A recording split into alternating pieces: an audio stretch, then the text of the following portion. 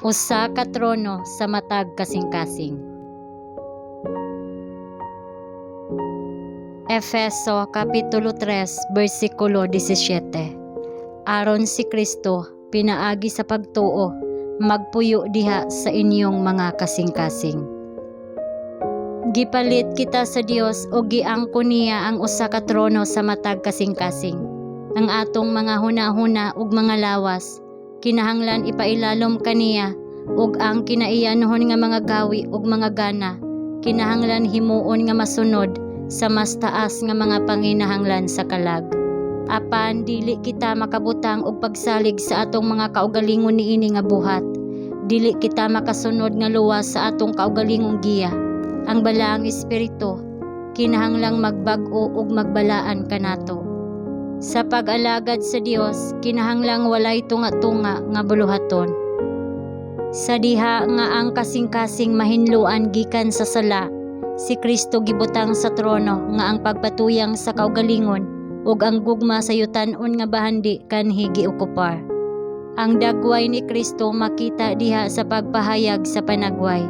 Ang buhat sa pagbalaan gidala sa unahan diha sa kalag. Ang pagkamatarong sa kaugalingon gisalikway. Didto makita ang pagsulob sa bag-ong tawo nga sunod kang Kristo gibuhat diha sa pagkamatarong ug sa tinuod nga pagkabalaan.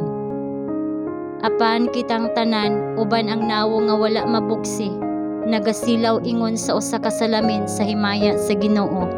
Ginausab kita sa mao gihapon nga dagway gikan sa himaya ngadto sa himaya, ingon nga gikan sa Ginoo ang Espiritu. Ang pagtan-aw kang Kristo nagpasabot sa pagtuon sa iyang kinabuhi sumala sa gihatag sa iyang pulong. Kinahanglan kitang magkalot alang sa kamatuoran sama sa tinago nga bahandi. Atong ipunting ang atong mga mata kang Kristo.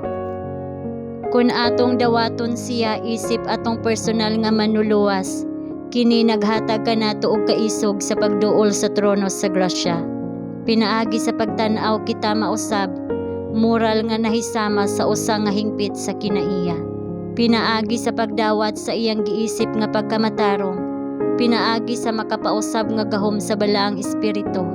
Kita mahimong sama kaniya. Ang larawan ni Kristo gimahal ug kini nakabihag sa tibuok nga pagkatawo. Ang patas nga pag-uswag sa kalag nagpaila nga si Jesus nagmando sa kasing-kasing. Kanang kasing-kasing nga pinaagi niini iyang gisabwag ang iyang kalinaw ug kalipay ug ang bulahan nga mga bunga sa iyang gugma nahimong iyang templo ug iyang trono. Kamo akong mga higala, miingon si Jesus, kun buhaton ninyo ang bisan unsa nga akong isugo kaninyo. Ihatag sa Dios ang labing bililhong halad nga mahimo nimo. Ihatag kaniya ang imong kasing-kasing.